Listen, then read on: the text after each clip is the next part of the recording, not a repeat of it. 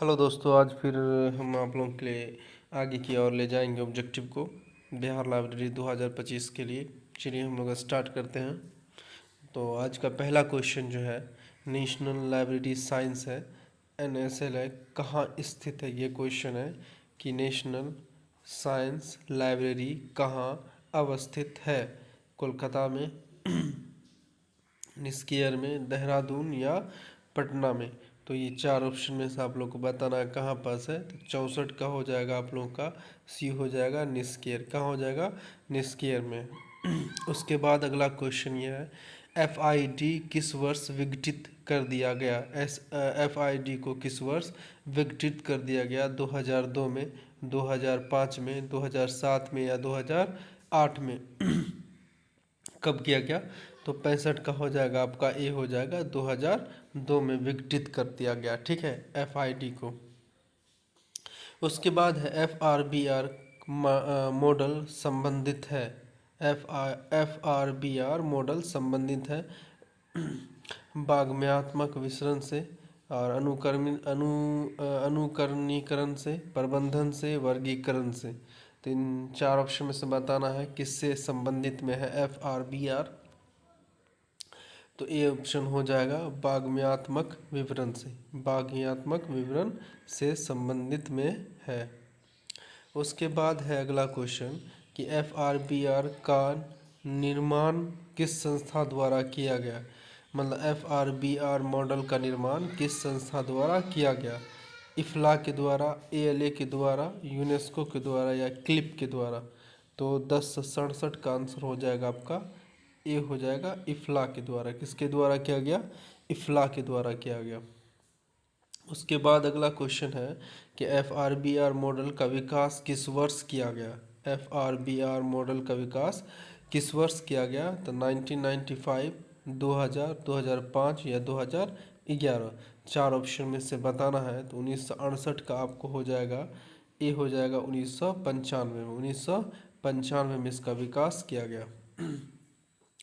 FRBR model की कितने समूह में विभक्त हैं? FRBR मॉडल कितने समूह में विभक्त हैं? तो 3, 5, 7 या 9।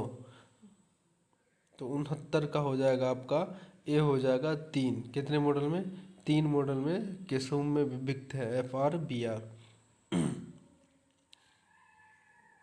उसके बाद है FRBR मॉडल के तत्व है, वर्क है, एक्सप्रेशन है, और उसके बाद मैनिफेस्टेशन है। उसका लास्ट कौन है? आइटम होगा, इंडेक्स होगा, ICT होगा। इनमें से कोई नहीं। तो 70 का हो जाएगा आइटम। क्या होगा? ए होगा, आइटम आंसर हो जाएगा। ठीक है, वर्क होगा, उसके बाद एक्सप्रेशन होगा, मैनिफेस्टेशन होगा, और क्या होगा ना, आइटम होगा। उसके बाद मार्क 21 में कौन सा फील्ड ISBN के लिए है? 0, 0, 0, 2, 0, 100, 260 या 300। ठीक है, मार्क 21 के बारे में बोल रहा है। तो 71 का हो जाएगा आपका, ये 020, मतलब 020। ठीक है, उसके बाद आगे की ओर हम लोग बढ़ते हैं। उसके बाद मार्क 21 फॉर्मेट का कौन सा फील्ड लेखक के लिए? तो लेखक के लिए कौन है? 100, मतलब 100 जो है किसके लिए? लेखक के लिए। उसके बाद अगर हम लोग बात करते हैं तो मार्क 21, मतलब मार्क 21 फॉर्मेट कौन सा फील्ड प्रकाशन के लिए है? तो मार्क 21 फॉर्मेट कौन सा फील्ड प्रकाशन के लिए है? तो ऑप्शन है 0, 20, 100, 260, 300। तीन में से बताना है कौन है किसके लिए मार्क 21 फॉर्मेट का फील्ड प्रकाशन। ठीक है, फील्ड प्रकाशन बताना है। तो 73 का आंसर हो जाएगा आप लोग का, सी हो जाएगा। क्या हो जाएगा? सी हो जाएगा, 260। 260 क्या हो जाएगा? 260 हो जाएगा। मार्क 21 1074 नंबर क्वेश्चन है। मार्क 21 फॉर्मेट का कौन सा फील्ड भौतिक विवरण के लिए? किसके लिए? भौतिक। किसके लिए? भौतिक विवरण के लिए। तो इसमें से बताना है 0, 20 या 100, 260, 300। 74 का आंसर आप लोग लगाइएगा। तो 74 का क्या हो जाएगा, डी हो जाएगा 300। 74 का क्या होगा, डी हो जाएगा आंसर 300 जो है भौतिक विवरण के लिए। टेक्नोलॉजिकल गेटकीपर्स मतलब व्यावसायिक विद्युत लोगों के माध्यम किस प्रकार के संचार का कौन सा प्रारूप है। Technical gate keepers, technological gate keepers बताना है। इनफॉर्मल होगा, फॉर्मल होगा, या वर्बल होगा, या इन उपरोक्त में से कोई नहीं। तो इन 4 ऑप्शन में से आप लोगों को टिक लगाना है। तो 5 10 75, तो 75 का क्या होगा, ए हो जाएगा। ए होगा ऑप्शन इनफॉर्मल। क्या होगा, इनफॉर्मल होगा।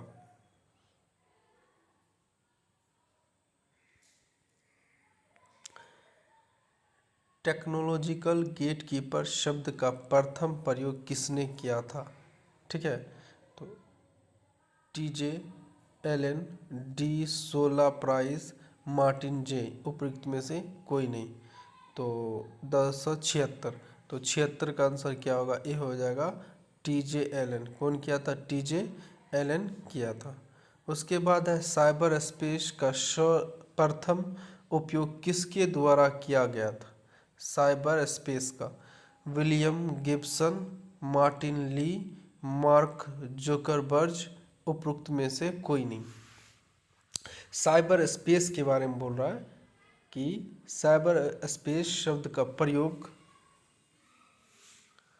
सर्वप्रथम किसने किया था। तो 1077 का अगर आप लोग लगेगा तो 1077 का ए हो जाएगा विलियम जिप्सन। विलियम जिप्सन आपका आंसर हो जाएगा, विलियम जिप्सन। उसके बाद है इंट्रोपी शब्द का प्रथम प्रयोग। इंट्रोपी शब्द का प्रथम प्रयोग किसके द्वारा किया गया। इंट्रोपी का प्रथम प्रयोग किसके द्वारा किया गया, 1078। तो ए नंबर में विलियम जिप्सन, क्लाउड शैनॉन, या मार्क जुकरबर्ग, उपरोक्त में से कोई नहीं। तो 78 का हो जाएगा आपका B answer, Claude Shannon. Claude Shannon answer हो जाएगा, क्लाउड टी शैनॉन। इंट्रोपी शब्द का प्रथम प्रयोग किसके द्वारा किया गया था, तो क्लाउड शैनॉन के द्वारा किया गया था। ठीक है, इन सब बात का याद रखिए। शब्द साइबर स्पेस का सर्वप्रथम उपयोग किसके द्वारा किया गया था, तो विलियम गिब्सन के द्वारा किया गया था। ठीक है, चलिए आगे बात करते हैं हम लोग। तो आगे अगर बात करेंगे तो निम्न में ट्रॉफी किससे संबंधित है। निम्न में इन ट्रॉफी किससे संबंधित है, सूचना से, डाटा से, इंटरनेट स्पीड से, या स्टोरेज क्षमता से। तो किसके बारे में पूछा, इन ट्रॉफी के बारे में पूछा है। तो 79 का हो जाएगा आप ये सूचना से। इन ट्रॉफी किससे संबंध में है, सूचना से संबंध में है। इन ट्रॉफी किससे संबंध में है, तो सूचना हो जाएगा। ठीक है, उसके बाद है इंट्रोपी शब्द का प्रयोग क्लाउडी शैनॉन द्वारा अपने किस शोध पत्र में किया गया था। इंट्रोपी शब्द का प्रयोग क्लाउडी शैनॉन के द्वारा अपने किस शोध पत्र में किया गया था। तो ए में है mathematical theory of communication, B में है थ्योरी ऑफ कम्युनिकेशन, सी में है मैथमेटिकल थ्योरी ऑफ इंफॉर्मेशन, उपरोक्त में से कोई नहीं। तो 1080 का ए हो जाएगा ए mathematical theory of communication. Entropy शब्द का प्रयोग क्लाउडी शैनॉन द्वारा अपने किस पत्र में किया गया था, तो उस पत्र का नाम क्या है, ए मैथमेटिकल थ्योरी ऑफ कम्युनिकेशन में किया गया था। उसके बाद 81 नंबर में अगर बात करें तो बुलियन सर्च के लॉजिकल ऑपरेटर एंड OR एवं नोट सिद्धांत के प्रतिपादक कौन है। जॉर्ज बोल है, विलियम जिप्सन है, SR रंगनाथन है, या इनमें से कोई नहीं। तो 81 का अगर आप लोग आंसर देखना चाहते हैं तो 81 का आंसर हो जाएगा आप लोग, ये हो जाएगा जॉर्ज बुल। क्या हो जाएगा, जॉर्ज बुल है, जॉर्ज बुल है। आप लोग मेरे चैनल को शेयर किया कीजिए, लाइक किया कीजिए, कमेंट किया कीजिए, और इन सब चीज़ के लिए आप लोगों का बहुत दिल से धन्यवाद कि आप लोग मुझे सपोर्ट करते हैं। और एकदम प्यारा प्यारा क्वेश्चन और रेगुलर जैसे क्वेश्चन हम बिहार लाइब्रेरी का देते हैं, तो वो रेगुलर हम आप लोग को देंगे। ठीक है, बस आप लोग हमारे साथ जुड़े रहे। चलिए अगला क्वेश्चन की हम लोग बात करते हैं। तो 1082 हो जाएगा। एंटी मतलब narrower term, RT related term एवं बीटी बॉर्डर टर्म की अवधारणा का प्रयोग किया जाता है थीसरस में, इंडेक्स में या काइटेशन में या उपरोक्त में से कोई नहीं। तो 1082 का हो जाएगा आंसर आपको ए हो जाएगा। 1082 क्या होगा? ए हो जाएगा थीसेरस। किस में किया जाता है? थीसेरस में किया जाता है। और बहुत जल्द हम आप लोगों को जैसे लेट का नोटिफिकेशन आ जाएगा, सिलेबस आ जाएगा, उसके बाद आप लोगों को जो है चैप्टर वाइज हम दिया करेंगे। ठीक है, चैप्टर वाइज ऑब्जेक्टिव भी दिया करेंगे एकदम रेगुलर, सुबह 10 बजे से सुबह 10 बजे दिया करेंगे। ठीक है, तो आप लोग वहाँ भी हमसे जुड़िएगा तो आप लोगों को बहुत फ़ायदा होगा। चलिए आगे हम लोग बात करते हैं। तो इमरल्ड फुल टेक्स्ट डेटाबेस क्या है? इमरल्ड फुल टेक्स्ट डेटाबेस का प्रकाशन करता है। इमरल्ड फुल टेक्स्ट डेटाबेस का प्रकाशन करता है। तो एम हो जाएगा इमरल्ड पब्लिशिंग लिमिटेड, इफला या इफला, यूनेस्को, उपरोक्त में से कोई नहीं। तो 1083 की अगर हम लोग बात करें तो 1083 का ए हो जाएगा emerald publishing limited. Emerald publishing limited हो जाएगा। उसके बाद हम लोग आगे बात कर रहे हैं। आगे अगर देखते हैं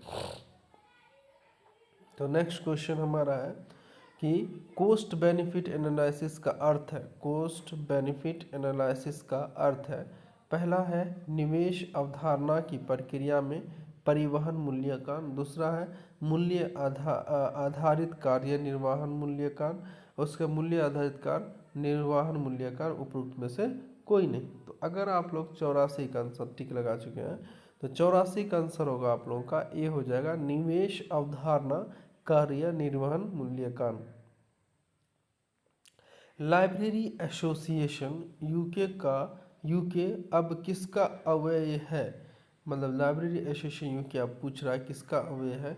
क्लिप का है, फिड इफ्ला का है, या फिड का है, या आईएलए का है? तो इसमें से किसका है? तो 1085 का आंसर हो जाएगा आपको ए हो जाएगा क्लिप का है। किसका है? क्लिप का है। ठीक है, तो आज हम लोग यहीं पर स्टॉप करते हैं। और आप लोग मेरे साथ जोड़ने के लिए, सब कुछ करने के लिए धन्यवाद। लाइक करने के लिए, शेयर करना नहीं भूला कीजिए। आप लोग शेयर जरूर किया कीजिए। Thank you.